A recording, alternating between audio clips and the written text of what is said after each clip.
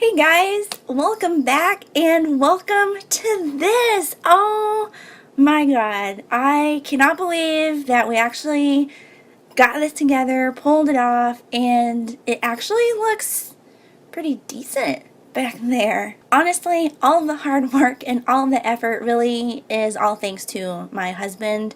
I bought everything, but he moved all the furniture, he moved all the pictures and things that were behind me, and he put up everything back here except the lights. I did the lights, so I mean, I can't really claim to have done a ton because he was so incredibly helpful.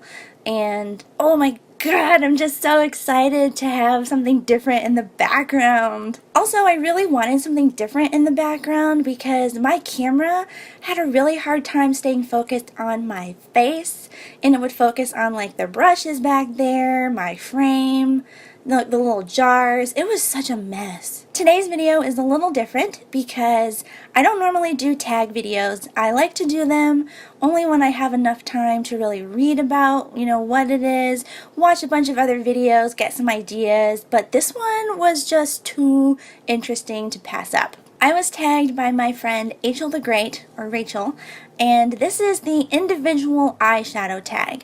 And the way they did this video is, instead of actually picking out single shadows to show you, it was just your favorite shadows across everything that you own, so including palettes, doesn't have to be single shadows, literally anything. I am really excited to do this because I was actually thinking about something like this for a long time. Like, I would love to be able to put together a palette of just like the perfect shades from across everything that I had, and this is kind of my opportunity to do that, sort of. This tag consists of 8 questions, and each question is the best shadow for this or the best shadow for that.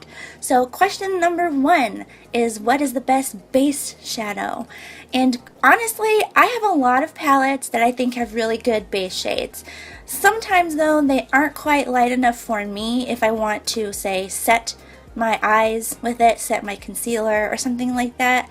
I can't prime my lids with it because it's just a little too dark and makes my eyes look a little muddy. The one that I end up reaching for time and time again though is from the Kat Von D 10th Anniversary palette, and it is this beautiful shade right here. It's called Melanie, and this is just, it's such a beautiful, very, very fair, very cool toned kind of peachy shade, like peachy pink almost. But one little tap in there and like your whole eye is set. It goes on so smoothly, it's not patchy at all, and everything blends really nicely on top of that. And that's not something that you can say for every base shade in, all the palettes that you tried.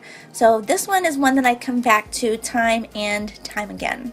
Question number 2 is the best crease eyeshadow. And almost every single time, if I'm not testing a palette or if I don't already have something in mind, I always go for one of these 2 shades here in the Jaclyn Hill palette. I'm not sure how easy it is to tell on camera, and especially because I don't quite have the lighting right in here yet, but that's alright. I like them because depending on what look you want to do, this one is a little more on the neutral to cool side, and this one is very much on the warm side. So you have a really good starting point for a lot of different looks just with the 2 in this palette. Now, question number 3 kind of threw me for a loop a little bit because I feel like question 3 and question 8 are very, very similar, and honestly, if I had to pick a shade, I would pick the same one for both. So I'm going to kind of combine them. So question number 3 is the best lid shade, and then question number 8 is the best single shadow all over lid shade. Even though these are 2 separate questions, I would 100% answer them with the same shade. And that is the one that I'm wearing on my lids today. This is the ColourPop Super Shock Shadow in Summer 11. Let me open this for y'all so you can you can see this a little bit better. But this is such a gorgeous, it's a marbled, beautiful, beautiful shade. And it's got bronze flecks, rose gold flecks, gold, pearl. It's just beautiful. And what I like about it is, one, you don't need a brush. You can put this on with your fingers, and that is like the ultimate time saver in the mornings. I like to wear this one to work, but I like to rub my fingers in it and do 2 really good swipes across the lids and then just kind of blend it out with a clean finger. Takes less than a minute. It is so quick, so easy, and it looks like you put in a lot more effort than you really did. I also really like the sheen to it because it makes your eyes look more awake even when you may not really feel that awake. And it kind of brightens up your whole face and makes you look really glam in like almost no time. Question number 4 is the shadow with the best pop of color. And I actually have 2 shadows that I thought kind of tied for this category. Y'all already knew that I was going to bust out this blood sugar palette at some point, so here it is. The best pop of color, I think on the warmer side, is 100% this gorgeous pink shade here called Cavity.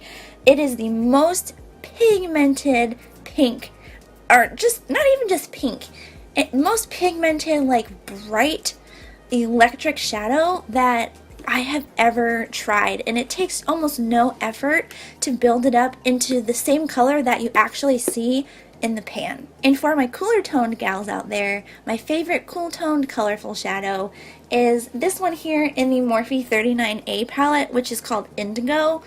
This looks really dark and really intimidating in the pan, but it is not at all. The thing that I like about this shade is it is so versatile, because if you just kind of tap your brush in and start putting it on your lid, it's more of like a primary color blue. It's very bright and intense, but it's not very dark. But you can build it up gradually to be the same shade as what you see in the palette, which is, you really get a nice range of tones with just the one shade, and that's the big reason I like this one so much. Okay, this one is my favorite of all the questions. Number 5 is the best inner corner highlight shade, and girl, I pulled out a ton of palettes because I have so many that I would consider, like, I would tie them all at the top of the list. First, let's start off with the blood sugar palette because I'm not done with it yet. These 2 shades right here, this one is called Candy Floss and this one is called Sweetener, on 2 of my absolute favorite shades, not just in this palette, not just as highlight shades, but just eyeshadow shades, period. Candy Floss here is the perfect bubblegum pink, and if you wet if you wet either of the 2 shades, if you wet Candy Floss or Sweetener, you get the most intense, like blinding shine you've ever seen. It's such a gorgeous highlight shade, even for your brow bone. It stands out and it really pops.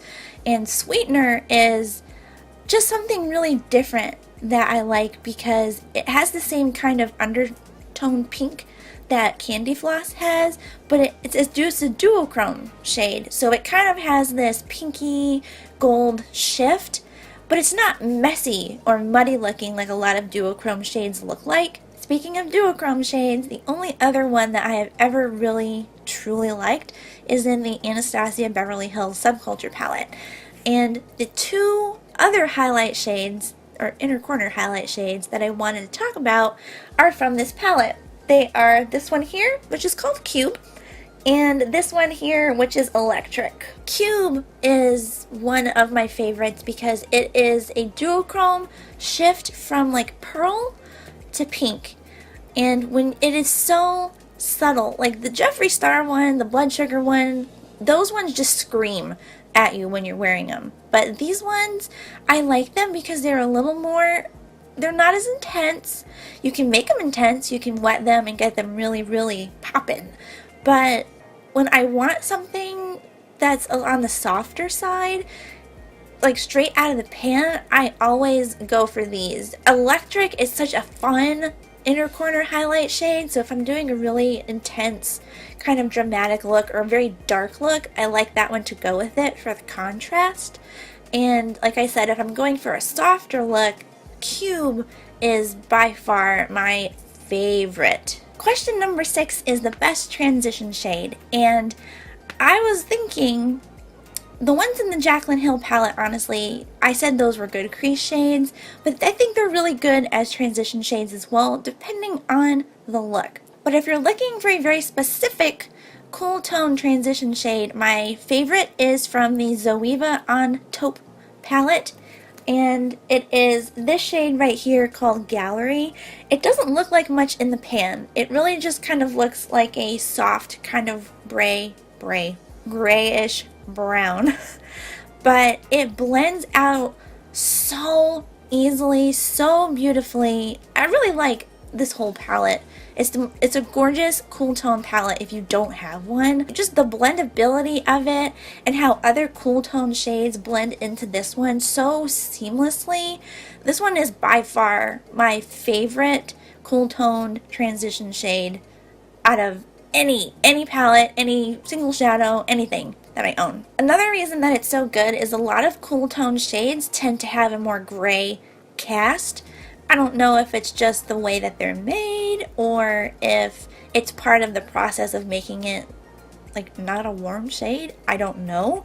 But this one does not leave a gray cast. It's literally like there's a beautiful mix of brown and gray. Finally, we're on to question 7. And like I said earlier, there is a question 8, but I would choose the same shade for both question 3 and 8. So I combined them. Question 7 is the best dark or outer corner shadow. And by and far, my favorite is from the Anastasia Beverly Hills Modern Renaissance palette, and it is this gorgeous chocolate brown here called Cypress Umber. This shade actually was one of the ones that I used in my wedding makeup, so it holds kind of a special place in my heart. But it's also one of the most blendable dark shades. A lot of dark shades have a hard time blending out just because one, by the time you get to that shade, you've layered so many already that it starts getting difficult to blend everything together. And two, sometimes dark shades have a problem with being really patchy. And one thing that I can say about Cypress Umber, and really the whole Modern Renaissance palette in general, is from the lightest shade to the darkest shade, they are super, super blendable, and just they blend into everything that you've already done really nicely. Alright guys, and that is it. That is the individual shadow tag. So I think I'm supposed to tag 3 people. I haven't really decided who I wanted to tag yet because I wasn't sure who's done it yet. So I'll have the 3 channels that I want to tag down below in the description box by the time this video goes live. But I hope you enjoyed this as much as I did, and I hope it gave you a little bit of insight, I guess, into why I like certain shades, why you see, some of the same shades, the same palettes in my description boxes all the time. It's because there's just certain shades in there that I use like for everything. Anyway, I hope you guys did enjoy this video, and if you did, don't forget to give the video a big thumbs up, and don't forget to hit the subscribe button either down below or up here in the corner before you guys leave. Let me know what you think of the new background. I'm digging it, but if you're not, let me know, and I will catch you in the next video. Bye guys!